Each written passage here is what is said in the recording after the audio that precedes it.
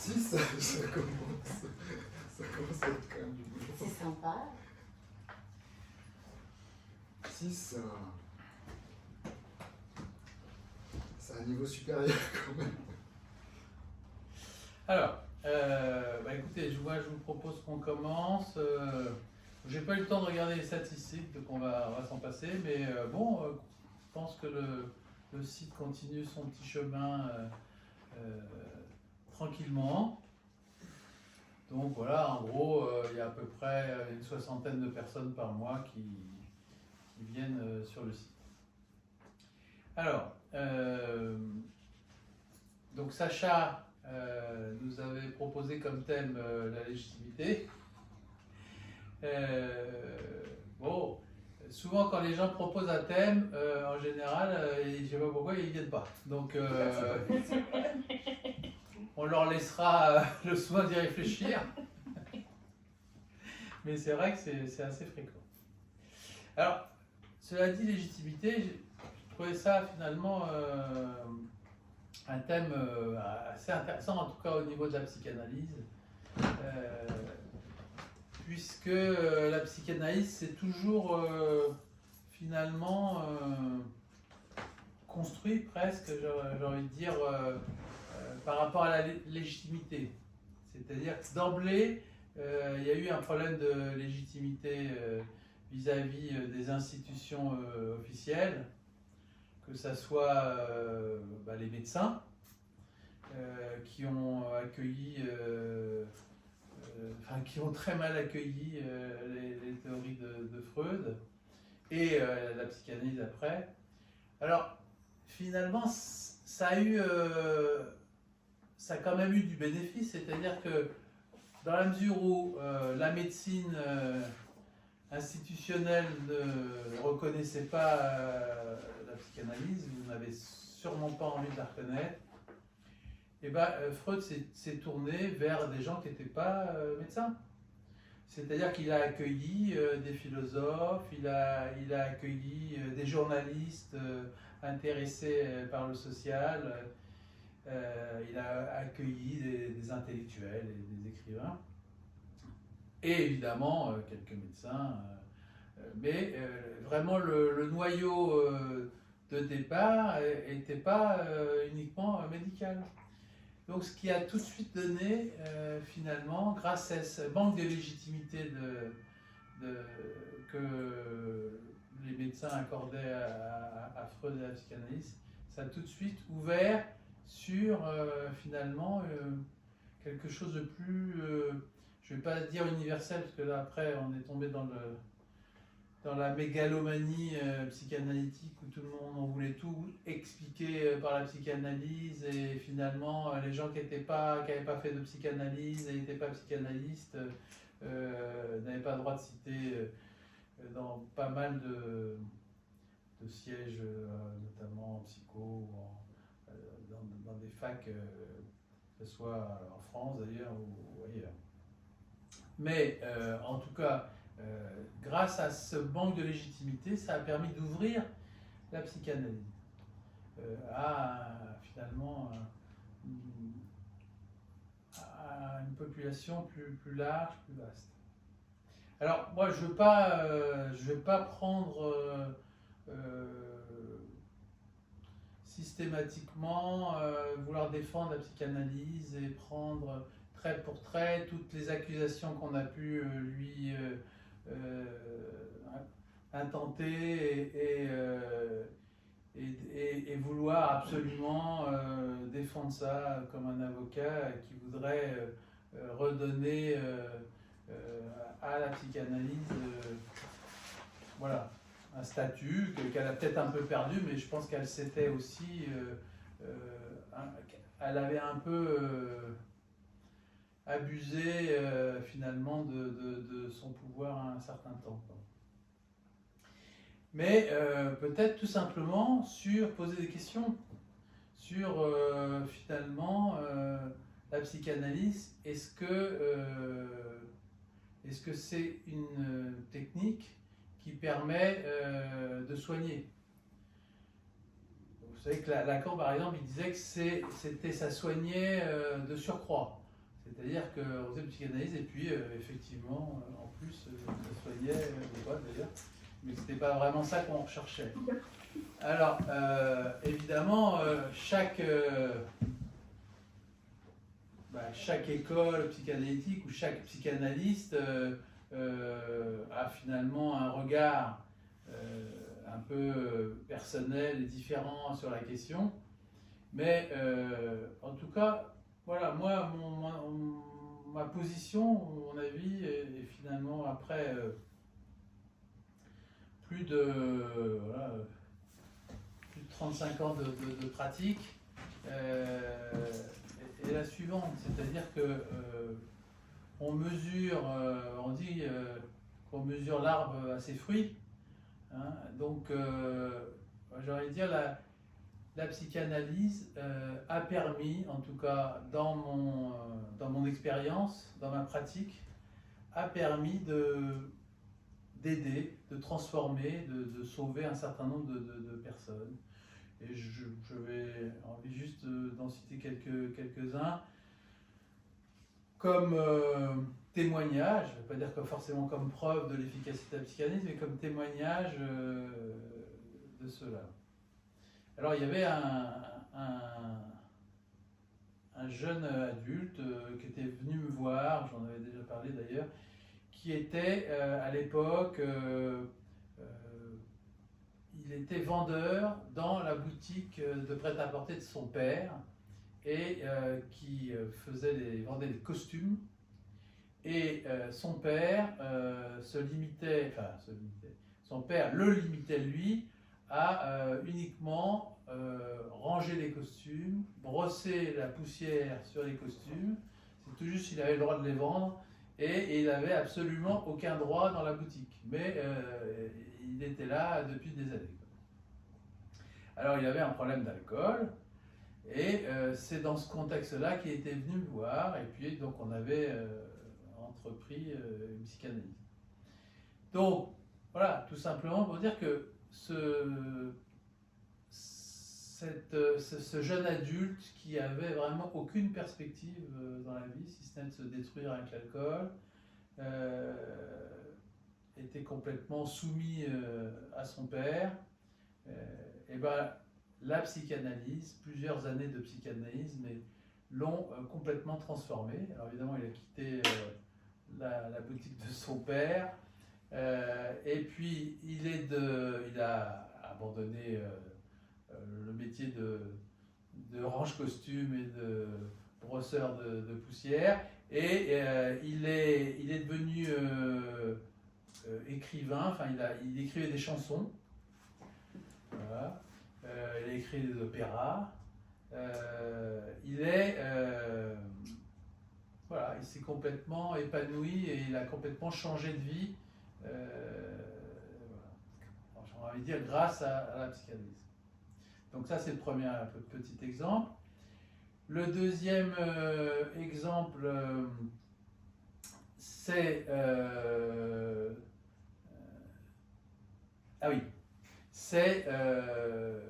c'est un jeune adulte là encore qui était venu me voir.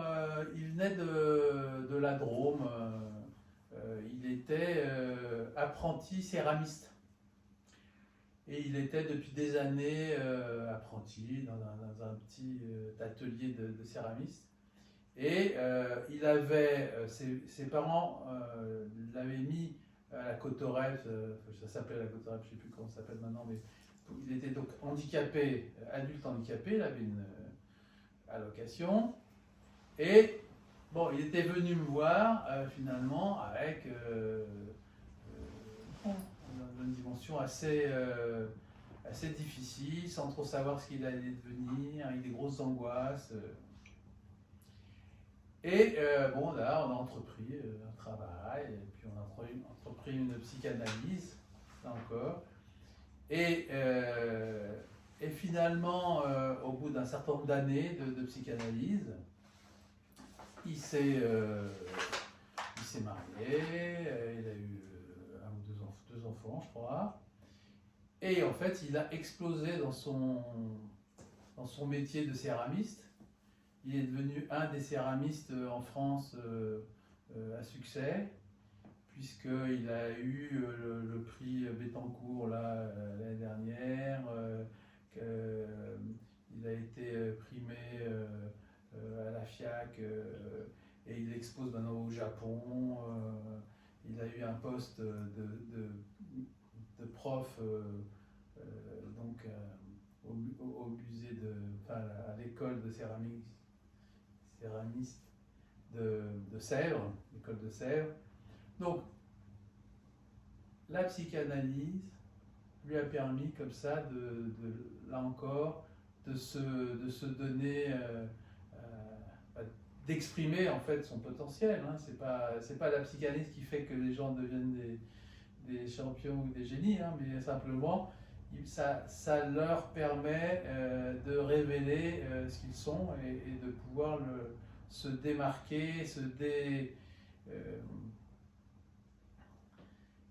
défaire finalement souvent de ce que la dynamique familiale, parentale leur a fixé comme statut. D'ailleurs c'est marrant parce que bon, moi je connaissais les parents, parce qu'il se trouvait qu'ils faisaient partie de mon association, enfin le père notamment, et de temps en temps il m'a invité dans des expositions où donc il exposait ses œuvres de céramiste. Et il n'y a pas très longtemps encore, j'ai croisé sa mère, donc, que je connais, et qui parle encore de ce fils, donc qui est quand même un des céramistes en vogue, français, connu dans le monde entier, et qui parle encore de son fils comme un handicapé, comme un mongolien, quoi. C'est quand même hallucinant, quoi. Pour voir comment la famille, et en tout cas les parents, ont du mal à sortir de leur représentation qu'ils ont de leurs enfants. En tout cas, lui, grâce à son travail psychanalytique, il en est sorti. Et voilà, il a accédé au plus haut. Et puis en troisième exemple, là encore c'est un artiste, mais j'ai été rapide dans mes recherches, mais en tout cas c'est du vécu.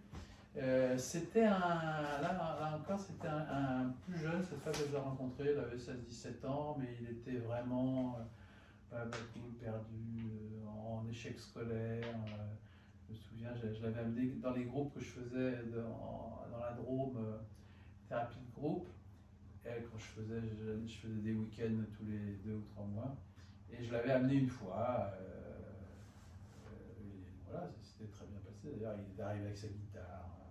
Évidemment, il n'avait pas à rond, j'avais fait gratuit le week-end pour lui. Bon.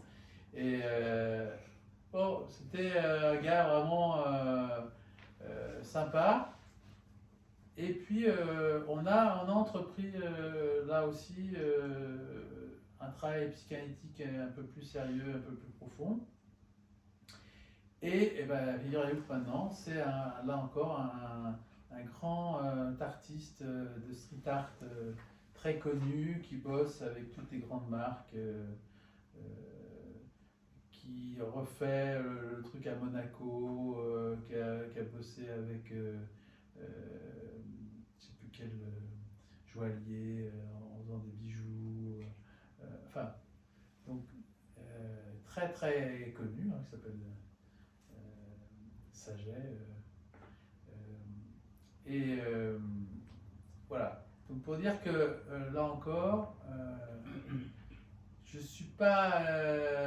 Ça me semblait plus intéressant de donner des exemples comme ça, pratiques, de vécu, de gens qui avaient réalisé ce travail et qui en étaient sortis très libérés et avec une dimension très humaine et très personnelle, plutôt que de dire je pense que dans le livre noir de la psychanalyse, ils n'ont pas été gentils avec Freud parce qu'ils ont dit ça, ils ont dit ça. Ça, finalement, on s'en fout. Enfin, moi, je m'en fous en tout cas. Et ce que je vois, c'est que depuis 35 ans que je fais ce métier, où je ne fais pas que des psychanalyses, mais en tout cas, les psychanalyses que je fais, c'est toujours des grands partages, des grands cheminements personnels pour les gens. Donc ça, c'était sur la dimension voilà, de résultats cliniques, de transformation de vie, quoi. C'est-à-dire que l'engagement que les gens ont dans leur travail personnel, finalement, conduit à les faire changer, quoi. Et à, finalement, à découvrir ce qu'ils sont réellement, quoi. Et ça, c'est vraiment intéressant. Oui, ce que j'aurais peut-être dû dire aussi au début de par rapport à la légitimité de la psychanalyse, c'était que les nazis considéraient que la psychanalyse c'était une science juive. Et c'est pour ça qu'ils voulaient, qu'ils l'interdisaient, qu'ils ont voulu l'interdire. Et Freud a réussi d'ailleurs d'échapper de justesse de l'extermination. Grâce à Marie Bonaparte d'ailleurs, qui l'a sauvé, qui l'a permis de fuir à Londres. Mais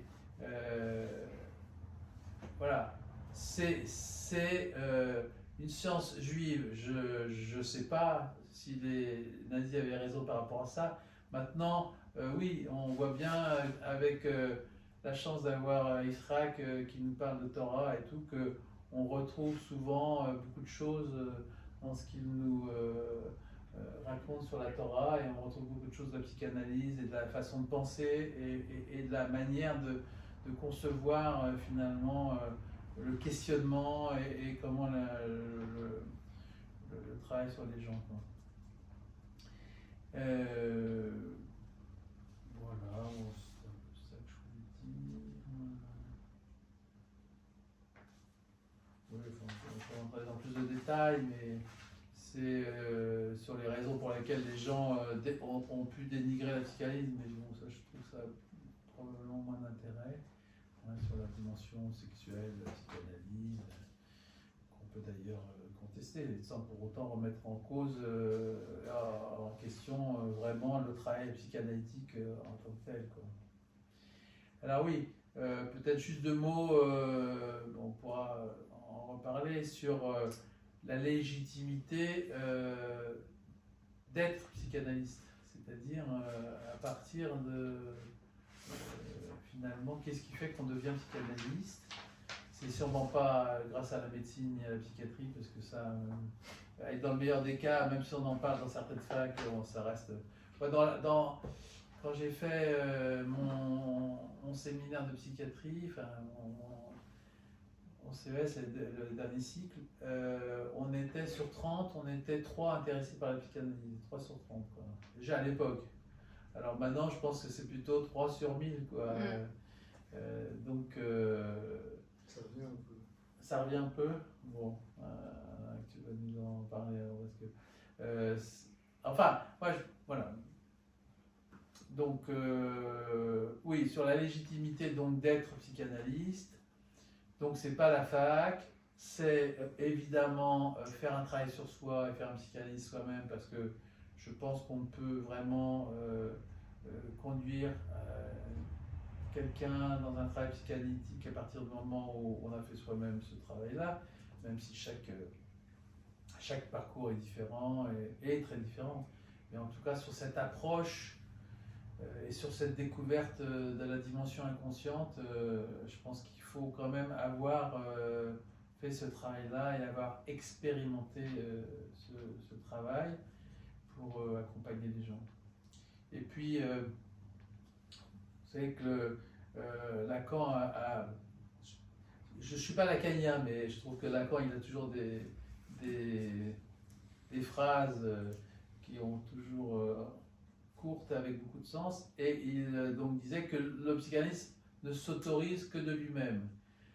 Donc ça veut dire simplement, enfin en tout cas moi ce que j'en comprends de cette phrase, et parce que je pense que c'est une réalité, c'est qu'il ne suffit pas d'avoir des diplômes, il ne suffit pas d'avoir fait une psychanalyse pour être psychanalyste. C'est quand on a tout ça, quand on a fait ce travail-là, quand on a peut-être rencontré quelqu'un qui peut nous accompagner, faire une psychanalyse didactique ou en tout cas à nous accompagner dans nos premiers travail en tant que psychanalyste, ben, il faut avoir envie d'être psychanalyste. Et il faut avoir envie et il faut faut s'autoriser. Voilà. Donc, je trouve que le terme de Lacan est tout à fait adéquat. Il faut s'autoriser à se dire, ben, moi j'ai envie d'être, je m'autorise à être psychanalyste. Et évidemment, il faut avoir le patient qui est d'accord de votre autorisation et qui est d'accord de faire ce chemin avec vous. Mais voilà, c'est parti. C'est vrai que moi, très probablement, je conduis mes psychanalyses très différemment maintenant qu'au début. Mais je pense qu'au début, les gens, ils étaient quand même... ils étaient aussi... voilà, ils faisaient leur travail de psychanalyse. Et le rôle du psychanalyste, il est important, mais il n'est pas loin d'être le seul. Et je me souviens, la première psychanalyse, j'étais dans le cabinet de ma sœur qui me prêtait son cabinet à l'époque, et il y avait un divan, enfin un fauteuil qui se transformait en divan, et j'avais toujours peur que